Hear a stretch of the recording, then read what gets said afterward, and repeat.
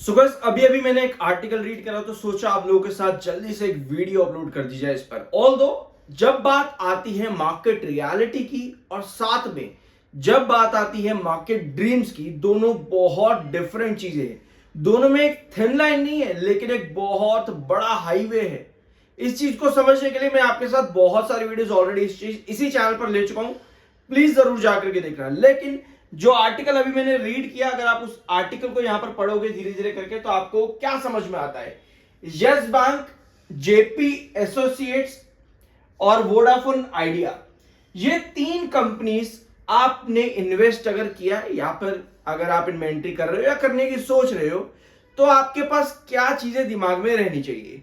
पहली बात, इस आर्टिकल में यहां पर मेंशन्ड है कि मितेश पंचाल का मानना है कि रिटेलर्स सबसे ज्यादा जो है ट्रेडिंग मिस्टेक इन्हीं तीन स्टॉक्स में कर रहे हैं और करते आए हैं मैं इसलिए कह रहा हूं क्योंकि जेपी एसोसिएट्स का आज की डेट में कुछ भी लेना देना नहीं है। इसको आप बड़ा सा एक कांटा मार दो। ऑल्दो जेपी एसोसिएट्स की जो कंडीशन है, इंसॉल्वेंसी प्रोसीडिंग्स, बैंकरप्सी, ये जून 2024 से ही शुरू हो गई थी। और आपको एक चीज हमेशा याद रखनी चाहिए मार्केट के अंदर कि कोई भी कंपनी जब नीलामी के रास्ते पर चले जाए आपको उससे काफी दूर रहना चाहिए, काफी ज्यादा दूर रहना चाहिए। हम लोग क्या करते हैं, हम लोग सोशल मीडिया प्लेटफॉर्म्स पर ज्यादा डिपेंडेंट रहते हैं क्योंकि रिसर्च करने में लगता है टाइम। और उतना रिसर्च करने में हमारे पास टाइम है भी नहीं। पर हम समझते हैं कि भैया ये जो हमारे हाथ में है ना, ये तो बहुत आता रहेगा, आराम से लगाओ। तो इसी वजह से जेपी एसोसिएट्स के अंदर अगर आप एंट्री करके बैठे हो, जब से ये बैंक करप्सी में गई है और आप ये सोच रहे हो कि अदानी खरीद लेगा या वेदांता ले लेगा या फिर अब आज की डेट में कोई इंफ्राटेक जैसी कंपनी है वो एक्वायर कर लेगी, तो बहुत ही तबाही कुछ हो जाएगी। तो उसके लिए आपको चैप्टर 7 और चैप्टर 11 पढ़ने की जरूरत है। बट अगर आप वो भी नहीं करना चाहते, कोई दिक्कत नहीं है। इसके रिलेटेड मैं आपके साथ एक वीडियो, बल्कि एक नहीं काफी सारी वीडियो जून 2024 से लेकर के आज की डेट तक भी लगातार डिस्कस करता आया हूं। जरूर देख लेना, कोशिश करूंगा लिंक उसका आपको डिस्क्रिप्शन बॉक्स में प्रोवाइड कर दूं। अब आते हैं मार्केट एक्सपर्ट्स का। तो भैया ये कह दिया इन्होंने कि सेबी रजिस्टर्ड एनालिस्ट, इन्होंने कह दिया कि ये तीन कंपनी सबसे ज्यादा रिटेल इन्वेस्टर को फंसाती हैं। अब भैया आप आते हो वोडाफोन आइडिया लिमिटेड पे। जब हम बात करते हैं वोडाफोन आइडिया लिमिटेड की तो हमें क्या पता चलता है कि जब ये 19.20 पे था, 19.18, इसका ये हाई है 2024 का। 19.18 पे जब ये था तब मार्केट एक्सपर्ट्स के ही टारगेट स्टॉक में 23 और 22 तक के थे, 23 और 22 तक। तो मार्केट एक्सपर्ट्स अब बता रहे हैं कि भैया यहां सबसे ज्यादा रिटेलर्स ट्रेडर जो है, रिटेल ट्रेडर सबसे ज्यादा ट्रैप होते हैं। तो ये टारगेट्स देने का मतलब क्या रहता है, जब 19.18 पर रेजिस्टेंस है 23 तक के टारगेट्स दे देने का, तो भैया रिटेलर्स तो वैसे ही रिसर्च करना नहीं चाहते ज्यादा। ऐसी चीजें देख करके हम लोग सबसे पहले मैनिपुलेट होते हैं कि भैया ऐसा हो जाएगा तो मजा नहीं आ जाएगा। इसी वजह से कहते हैं प्रॉपर रिसर्च जरूरी है। अभी वोडाफोन आइडिया पर स्पेसिफिकली पूरी डिटेल्स लेंगे। अब आते हैं यस बैंक लिमिटेड पे। यस बैंक लिमिटेड में आप पिछले 5 सालों से पूरे सोशल मीडिया पर कहीं ना कहीं सुन रहे होंगे कि भैया ये तो 100 हो जाएगा, 200 चला जाएगा, 300, 400, 500, ना जाने कितना कुछ। लेकिन हेल्थ क्या है, होल्डिंग पैटर्न के अंदर कितने चेंजेस आए हैं 2019 से लेकर के आज की डेट तक। अभी भी एसएमबीसी पड़ा हुआ है पीछे प्रमोटर बनाने के लिए, आरबीआई से मंजूरी भी मांगी, बहुत चीजें हैं। तो यस बैंक लिमिटेड में भी अगर आप सपने अपने सजाने की सोच रहे हो तो आपको इन चीजों को ध्यान में रखना है कि प्रमोटर नहीं है। अगर आरबीआई अप्रूवल देता तो वो कब अप्रूवल आएगा, कब जाकर के एक्विजिशन, सब चीजें होंगी, उन सब में समय लगता है। तो अगर आप ये जो है सपने संजो रहे हो तो आपको ये सब रिसर्च अच्छे तरीके से करनी चाहिए। अब आते हैं आपके वोडाफोन आइडिया लिमिटेड पे स्पेसिफिकली। वोडाफोन आइडिया लिमिटेड आज की डेट में इतना ज्यादा इंपॉर्टेंट क्यों है रिटेल इन्वेस्टर्स के लिए। पहली चीज, बहुत ही सस्ता शेयर है, बहुत ही सस्ता। एक दूसरी चीज आपकी ये आती है कि भैया सरकार ने, गवर्नमेंट ने यहां पर 10 रुपए के आसपास इक्विटी ले रखी है, 10 रुपए पर ही ले रखी है, 2 बार इक्विटी कन्वर्जन कर रखा है। तो एक चीज दिमाग में आती है कि भैया सरकार तो नुकसान में जाने नहीं वाली यहां पर, तो 10 तो इसका पक्का ही पक्का है। बट 10 पक्का है, उसके बाद भी हम 6.5 के नीचे गिरे ना, उसके बाद भी हम 6.5 के नीचे गिरे। तो ऐसी कंडीशंस के बीच में आपके पास क्या क्या पॉइंट आते हैं वोडाफोन आइडिया लिमिटेड में जो आपको हर्डल लेकर के चल रहे हैं। पहला पॉइंट आपका आता है एजीआर रिलीफ। जो कि दूर दूर तक नामो निशान नजर नहीं आता। लेकिन अभी सुप्रीम कोर्ट में वोडाफोन आइडिया एक बार फिर से गया, 19 सितंबर की आपकी तारीख भी आ रही है, बट वो तारीख इसीलिए है क्योंकि जो डॉट ने एक्स्ट्रा अमाउंट ऐड कर दिया है उसको हटाने के लिए, उसके अलावा और कुछ नहीं है। तो वोडाफोन आइडिया ने क्या किया, वो रेंज बाउंड हो गया।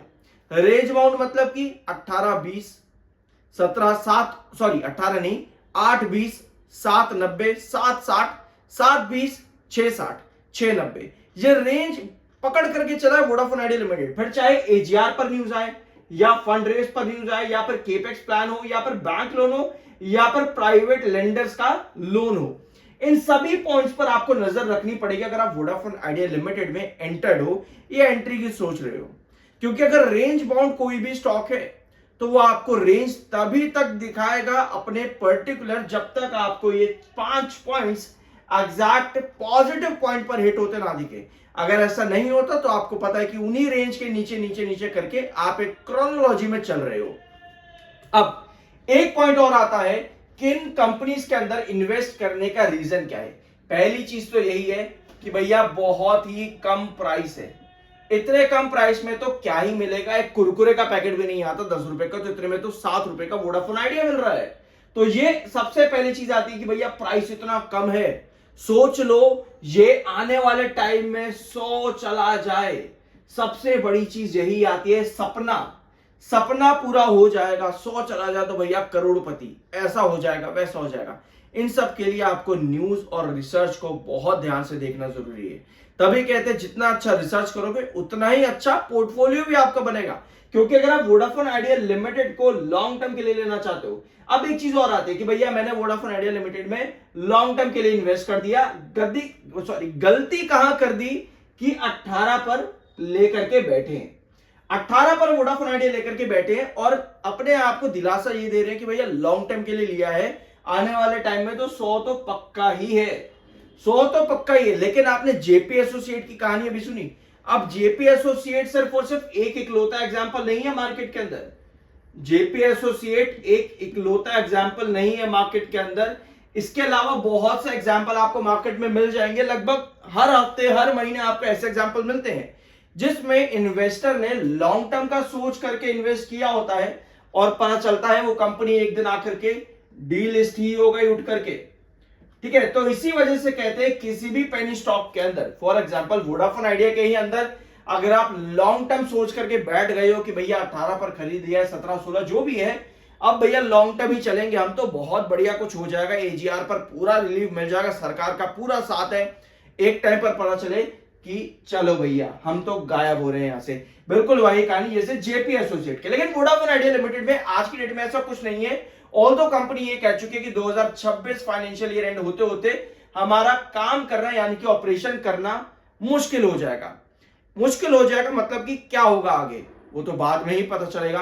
बट कहने का मतलब ये है कि रीसेंट टाइम्स के अंदर आपको बहुत सी कंपनीज डीलिस्ट होती देखने को मिलती है। फॉर एग्जाम्पल मेरे पे अभी कुछ टाइम पहले एक कमेंट आया था एक व्यूअर का ही, उन्होंने बोला यार नाम मुझे कंपनी का मुझे नाम याद नहीं आ रहा, बट उन्होंने मुझे बोला कि यार इस कंपनी का क्या हो गया। मैंने कहा कौन सी कंपनी? कहते कि ये कंपनी मैंने ले रखा था 2015-16 के अंदर, ये तो इसका तो शेयर ही नहीं दिख रहा, डीलिस्ट हो गई है क्या, क्या हुआ इसका पता नहीं चल रहा। उन्होंने 15-16 में लिया ये सोच करके, वो छोटा रेट ही था, कुछ 1-2 रुपए वाला ही शेयर था, ठीक है ना, उस कंपनी का बिजनेस चल रहा था ना कुछ चल रहा था, बट उन्होंने ले लिया कि हाँ भैया लॉन्ग टर्म में कभी तो चल ही जाएगा। और जब उन्होंने 2025 में अभी सितंबर के ही महीने में उठा करके देखा तो पता चला भैया वो तो गायब है, वो तो गायब है। तभी कहते हैं अगर आप पेनी स्टॉक में एंट्री भी कर रहे हो, आपको यह देखना जरूरी है कि कंपनी वो बिजनेस दे पा भी रही है कि नहीं। पता चले कंपनी तो भैया बिजनेस ही नहीं दे रही थी और आप तो अपना पोर्टफोलियो बंद करके बैठ गए, आंखें मूंद करके बैठ गए, वो कंपनी भी गायब हो चुकी है, आने वाले मतलब 5 साल पहले ही गायब हो चुकी है, और आप अब आकर के पूछ रहे हो कि भैया उस कंपनी का क्या हुआ। ये गलतियां कभी नहीं करनी चाहिए। जब भी आप पेनी स्टॉक्स में एंटर कर रहे हो, आपको हमेशा ये अच्छे से मालूम होना चाहिए कि वो कंपनी बिजनेस अभी दे पा रही है तो ठीक है, आगे दे पाएगी कि नहीं दे पाएगी, अभी उसके स्टेटमेंट्स क्या है, उस स्टेटमेंट्स पर कंपनी अगर पॉजिटिव अभी है तो उन स्टेटमेंट्स पर कहीं कल जाकर के बदल ना जाए। ये सब चीजों पे अच्छा रिसर्च करना जरूरी है। इन ओवरऑल अगर मैं इस वीडियो का कंक्लूजन दूं, यही कहना चाहता हूं, जब भी आप कहीं भी एंट्री कर रहे हो हमेशा अच्छा रिसर्च करो। जब तक रिसर्च नहीं करोगे ना तो खुद सीखोगे, ना ही अपने इसको सिखा पाओगे।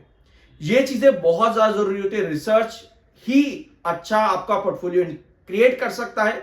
अदरवाइज तो बस यही है कि लॉन्ग टर्म के लिए ले लिया है, गिर गए हैं, कोई दिक्कत नहीं है भैया, लॉन्ग टर्म तो बना ही हुआ और एक टाइम पर आकर के पता चले आप गायब भी हो गए वहां पर। आई होप कि वीडियो आपको पसंद आएगा। मिलता अगले वीडियो में।